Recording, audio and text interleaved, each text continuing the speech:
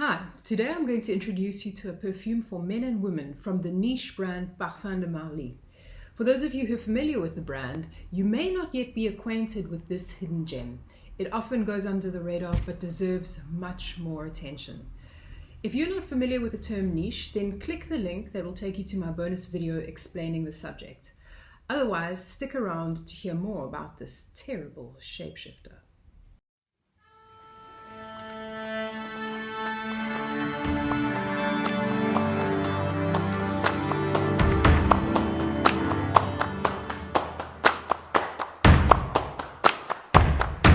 Parfums de Marly is a very luxurious French niche brand and is inspired by the opulence and splendor of 18th century France, and in particular the court of King Louis XV.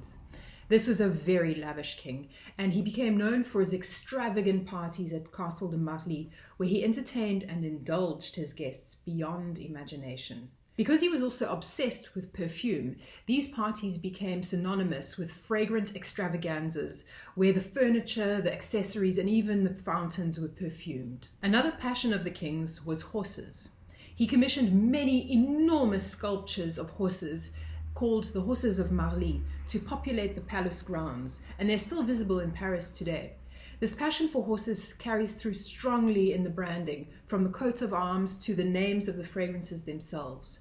So when founder and creative director Julien Sprecher conceived of the brand, he drew heavily upon this heritage and translated it into a very contemporary brand. So today's fragrance is called Galloway and is named after the legendary Scottish horse that is now extinct. It was known for its good looks with a deep chest and a tendency to pace rather than trot. It was usually bay in color with black legs and a distinctively small head and neck. So this fragrance really does have many chapters in its evolution. So I'm going to spray on skin to get the full experience. I've already analyzed this fragrance in detail. So I'm going to give you a summary of my experience that extends over many hours. I'd say at least 24 hours. This fragrance is usually referred to as a freshie because it opens very bright and crisp with a lot of citrus. It's almost got a little bit of a barbershop-y vibe in the opening. But don't be fooled. This fragrance has enormous depth and a very long and complex journey ahead of it. It's got a very strong backbone, and that gives the fragrance enormous stature for a freshie. It's also very contrasted, and that always gives a fragrance a lot of character. When you first spray this fragrance, it opens with a lot of citrus, probably lime and lemon, and a lot of very textured, very masculine pepper. It's quite harsh. It's a very sharp pepper that is, I think, rounded off slightly with a bit of white floral. I'm guessing ylang-ylang, that has a very smoothing effect. But it's a very snappy opening, very, very clean and sharp. The heart notes come through fairly quickly and blend beautifully with the top notes. You have a powdery sweet iris and neroli, which is a small white orange blossom. And it gives huge refinement to this fragrance. This fragrance never stands still and is constantly morphing and evolving, and is as compelling as watching a sunrise over the ocean. About 40 minutes in, the base notes start peeking through, and that's when you realize that this is no ordinary freshie. At this stage, it is rumbling suggestively like a supercar at the traffic lights. There is a very raunchy musk that starts to appear, and that is in perfect contradiction with the very gentlemanly heart notes that we were experiencing before. At this stage, there is also a very dry, ambery note coming through, and I'm guessing it's from a synthetic molecule called Amber Extreme, which is known to be quite dry and woody. And I suppose there's also maybe some myrrh in here, which is more aromatic and spicy.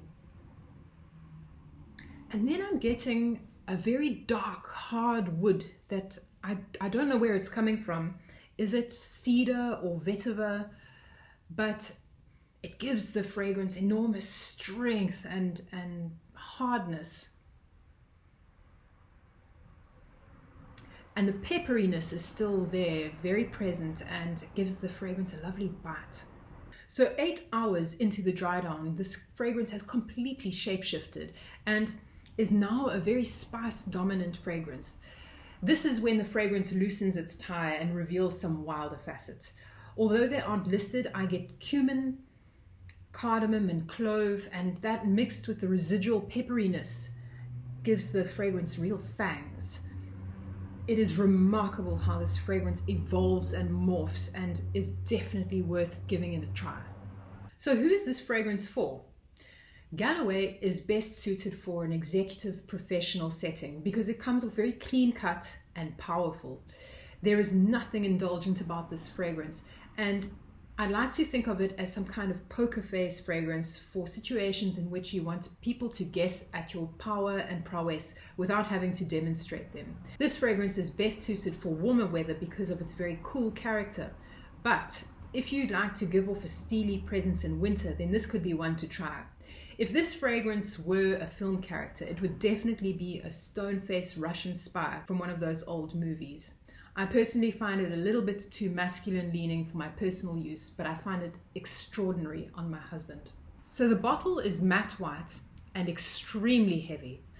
It has the coat of arms embossed on the front, which make it very distinctive, and it has the name of the house on the bottom here. The lid is also very, very heavy. It's solid metal, and the overall feel of the bottle and presentation is very premium. So because this is a niche fragrance, you're not going to find it in your typical department store. You're going to have to go online and locate a boutique close to you that stocks the brand. Here in South Africa, we have Skins Cosmetics that have an outstanding selection of niche brands. There is one in Durban, Pretoria, Sandton, and Cape Town, and I encourage you to go there to sniff this in person as well as discover the rest of the brand. I hope you enjoyed this video. Please mention your favorite summer scent in the comments section, and please subscribe if you haven't already so that you don't miss my next video that I'm very excited about. Thank you for watching. See you next time.